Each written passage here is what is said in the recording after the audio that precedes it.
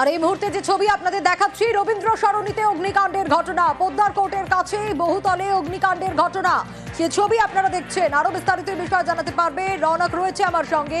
রৌনক, কিভাবে এই অগ্নিকাণ্ডের ঘটনা, কিভাবে আগুন লাগলো, এখন কি পরিস্থিতি? দেখো, ইতিমধ্যে ঘটনাস্থলে দমকলের 2টি ইঞ্জিন গেছে এবং ফায়ার অ্যারেস্ট করার যে প্রক্রিয়া, সেই প্রক্রিয়া চালানো হচ্ছে পোদ্দার কোর্টের কাছে এই বহুতল। এবং এখানে জানা যাচ্ছে এখনো পর্যন্ত বৈদ্যুতিক সামগ্রীর একটি গোডাউন, এখানেই কিন্তু আগুন লাগে।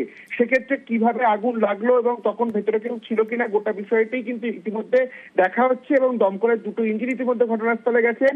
যেহেতু অত্যন্ত ঘিঞ্জি এলাকা এবং আশেপাশে যে জায়গাটিতে আগুন লেগেছে, আশেপাশে আরো বেশ কয়েকটি গোডাউন রয়েছে, এখানে অফিস রয়েছে, এমনটাই কিন্তু আমরা এখনো পর্যন্ত জানতে পারছি। সেক্ষেত্রে আগুন যাতে ছড়িয়ে না পড়ে সেই বিষয়ে নজর রেখেই দমকল কর্মীরা ইতিমধ্যে আগুন নিয়ন্ত্রণে আনার কাজ চালাচ্ছেন। এবং কি থেকে আগুন লাগলো তা কিন্তু স্পষ্টত এখনো জানা যাচ্ছে না।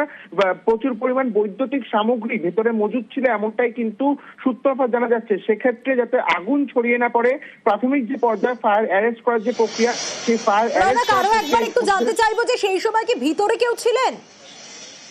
দেখেন, এখনো পর্যন্ত যা খবর, এখনো পর্যন্ত হতাহতের কোনো খবর কিন্তু উঠে আসেনি। অর্থাৎ এখনো পর্যন্ত ভেতরে কেউ আটকে রয়েছে এমনটা কিন্তু খবর পাওয়া যাচ্ছে না।